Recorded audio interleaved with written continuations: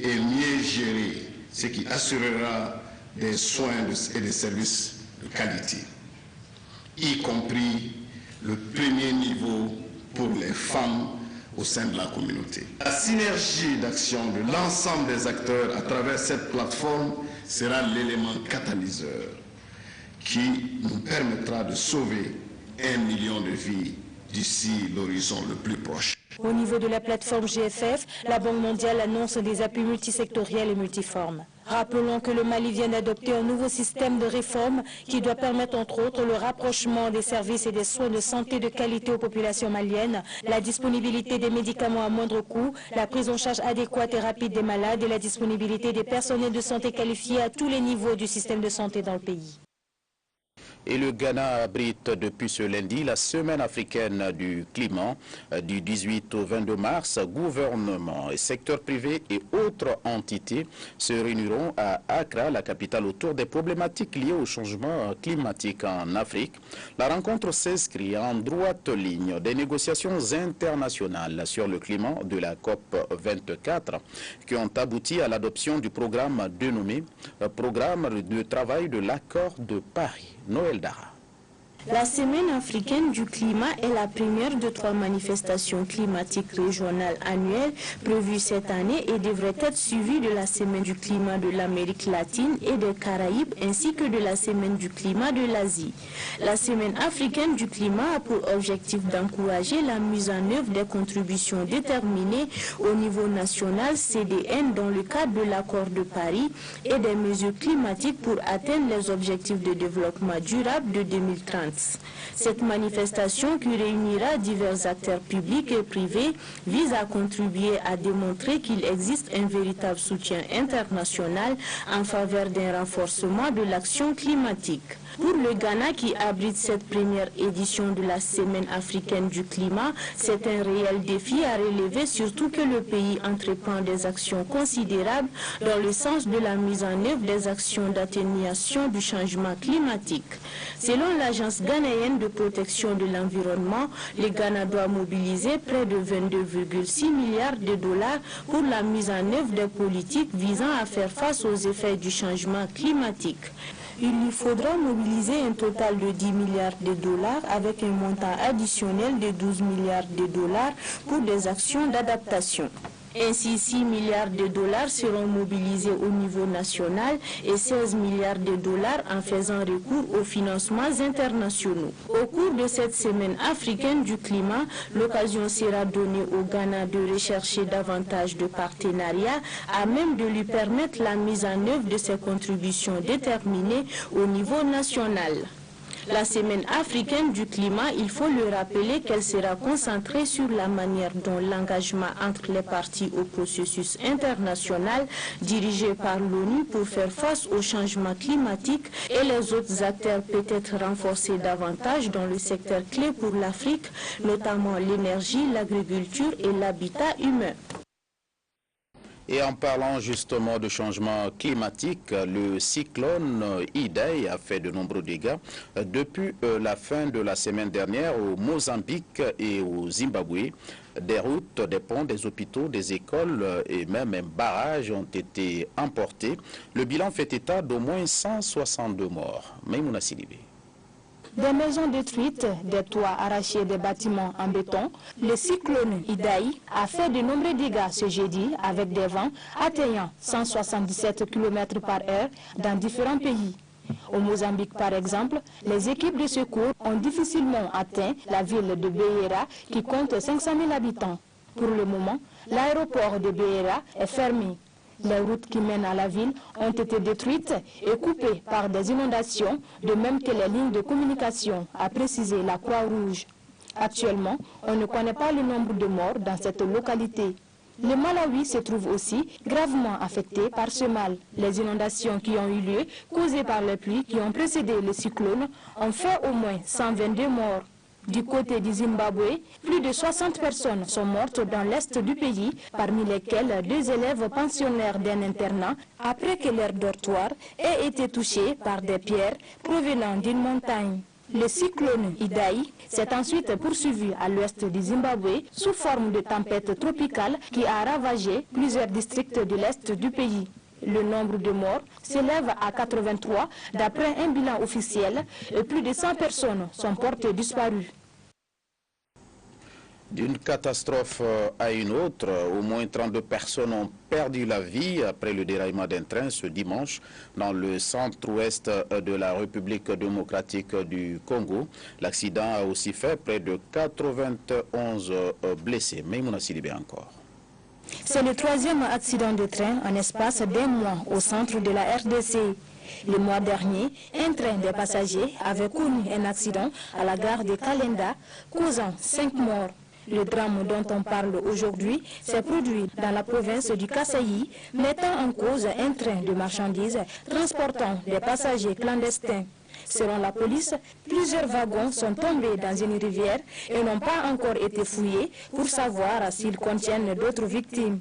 Pour sa part, la Société nationale des chemins de fer de la République démocratique du Congo parle au moins de 24 personnes tuées, pour la plupart des enfants. Elle fait aussi état de plus de 30 blessés. La Société nationale des chemins de fer attribue ces accidents à répétition à l'état vétuste du réseau ferroviaire qui n'est pas correctement entretenu. Les experts du transport indiquent que de nombreux trains au Congo datent des années 1960. Chapitre culture à présent, la première édition du Festival international du Wassoulou s'est tenue à Yanfolila dans la commune du Wassoulou-Balé les 15 et 16 mars dernier. Le FIWA se veut aussi un acte de cohésion sociale en liant le Nord et le Sud. Maxime Sama, Moussa Bari étaient nos envoyés spéciaux. Carrefour triangulaire incontournable entre le Mali, la Guinée et la Côte d'Ivoire, le Wassoulou est une réalité historique et culturelle dont Yanfolila est la capitale historique. C'est là que le Festival international du Wassoulou, FIWA, s'est tenu. Portée par la star Oumou Sangaré, dont la musique et la famille sont originaires du Wassoulou, elle est non seulement une artiste reconnue, mais aussi une entrepreneuse qui met son énergie à développer son pays, en ont témoigné les autorités et ses proches. C'est ici le Wassoulou. Le Wassoulou de Oumou Sangaré, comme on le dit chez nous. Quand un enfant est bien, tout le monde se réclame de sa paternité. Mais s'il n'est pas bien, il reste la propriété de celui qui l'a engendré. Aujourd'hui, celle qui a initié ces deux événements est la fierté de toute l'Afrique et de tout le Mali. Néanmoins, elle n'a cessé de démontrer au monde entier que son terroir d'origine et sa source d'inspiration est et reste le Wassoulou, dont elle est fière. Elle est déjà ambassadrice de cette culture-là. Et donc, je ne peux que souhaiter bon vent à ce festival. Le FIWA, loin d'être un simple événement culturel festif, est une dynamique à l'endroit de la jeunesse. Cela pour l'échapper du désespoir, de l'exode et de l'émigration, entre autres. La portée du Festival international du Wassoulou est multiple et multidimensionnelle. En accueillant tout à l'heure la caravane culturelle pour la paix du Festival au désert, ici à Yanfolila, au cœur du Wassoulou, ce n'est pas qu'un concert de musique qu'offre le FIWA. Les gens ont travaillé, corps et âme, pour bâtir ces petits complexes ici.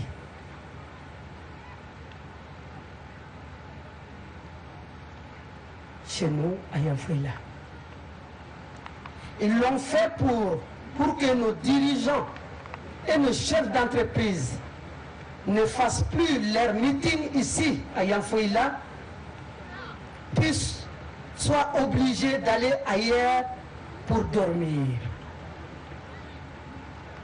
Et aussi pour que les enfants de la diaspora aient un endroit pour venir faire découvrir leur famille, la culture de leurs ancêtres, et n'aillent plus passer leurs vacances dans d'autres pays du monde. Notre projet va plus loin qu'un simple festival. Né à la suite d'un dur labeur pour lever les préjugés que les natifs du Wassoulou ne connaissent que les kamlengoni, guitare traditionnelle et la danse, le FIWA entend hisser les flambeaux culturels du Wassoulou. Il entend être le pilier de la cohésion nationale en bâtissant ainsi un pont fraternel entre le Sahara et les Wassoulous verdoyants. D'où l'accueil de la caravane de la paix du Festival du désert.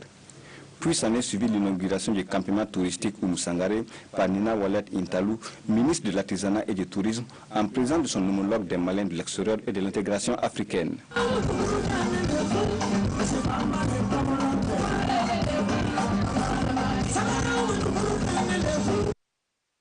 Le FIWA a été un espace de partage, d'échange, même si des couacs ont été notés côté organisationnel et beaucoup reste à parfaire. Écoutons le ministre des Maliens de l'extérieur, suivi de la promotrice du FIWA, Oumou Sangaré, au micro de nos envoyés spéciaux Maxime Sama et Moussa Bari.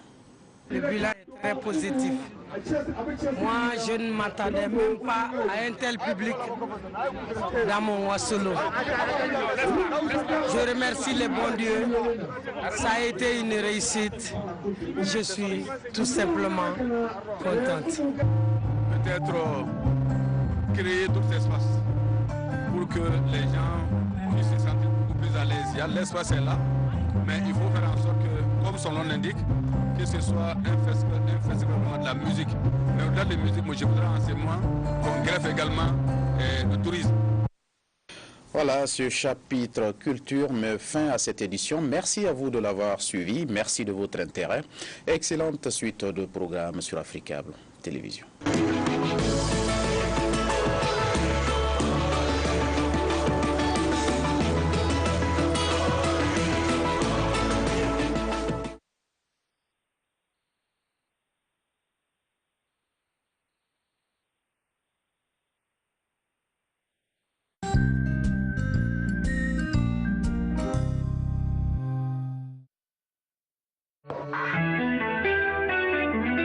C'est ici à Marrakech que se déroulera du 25 au 29 mars la 12e Assemblée Générale de l'Union Africaine de Radiodiffusion. Plus d'une centaine de professionnels et de spécialistes des médias se pencheront sur les défis actuels du secteur de l'audiovisuel africain. À Marrakech, durant 4 jours, le forum et le symposium consacreront le débat sur les questions liées aux perspectives de l'audiovisuel africain. TNT South Africa, c'est le droit à la télé avec 50 chaînes de télé gratuites à vie. Et ça, tout le monde le sait. C'est aussi des chaînes complémentaires. Alors, désormais, payez vos abonnements TNT Sat via Orange Money et activez vous-même le bouquet de votre choix. Composez tout simplement le dièse 144 dièse 3 étoile 1 étoile 4 puis dièse.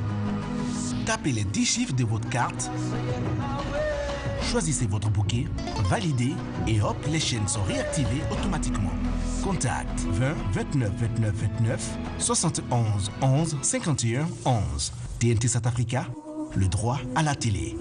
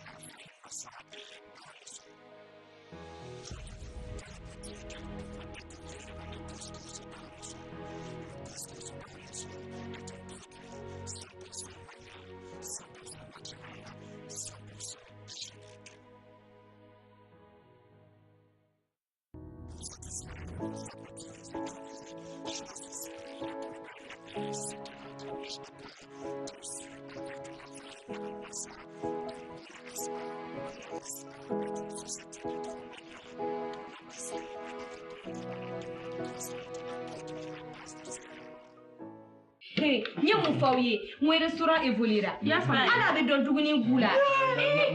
Maria,